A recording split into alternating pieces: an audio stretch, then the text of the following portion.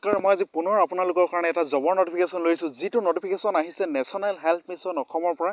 ইয়াত staff nurse বিচাৰিছে আৰু ইয়াত টোটেল পোষ্ট আছে 896টা, অৰ্থাৎ 896টা পোষ্ট আছে।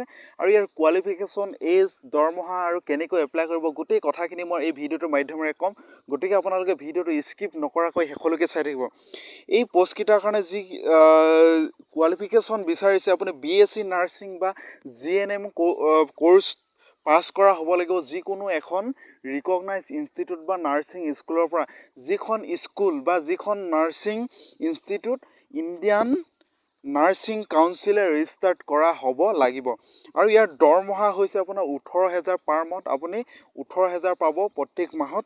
আৰু বয়সৰ সময়সীমা ন্যূনতম 18 বছৰ হ'ব লাগিব আৰু সৰ্বোচ্চতম আপুনি 43 বছৰ হ'ব লাগিব 31 মাৰ্চ 2021লৈকে। অৰ্থাৎ 31 মাৰ্চলৈকে আপুনি 43 বছৰ, সৰ্বোচ্চতম 43 বছৰ হ'ব লাগিব। যদিহে আপোনাৰ 43 বছৰ যদি ওপৰত হৈছে, তেতিয়াহ'লে আপুনি এপ্লাই কৰিব নোৱাৰিব। যদিহে 43 বছৰ হৈছে বা তাতকৈ যদি কম হৈছে, তেতিয়াহ'লে আপুনি এপ্লাই কৰিব পাৰিব। আৰু ইয়াৰ লাষ্ট ডেটটো হৈছে 10 জুন। আপুনি 10 জুনৰ আগত আপুনি এপ্লাই কৰিব লাগিব, অৰ্থাৎ আৰু বেছি দিন নাই, 10 জুনৰ আগত আপুনি এপ্লাই কৰিব লাগিব। আৰু ইয়াৰ যিটো আপুনি এপ্লাই মোডটো হৈছে অনলাইন। আপুনি অনলাইন মাধ্যমেৰে আপুনি এপ্লাই কৰিব লাগিব, অফলাইনত নহয়। আৰু যিটো অফিচিয়েল ৱেবছাইট, সেই অফিচিয়েল ৱেবছাইটটো মই মোৰ ডেছক্ৰিপশ্যনত দি দিম।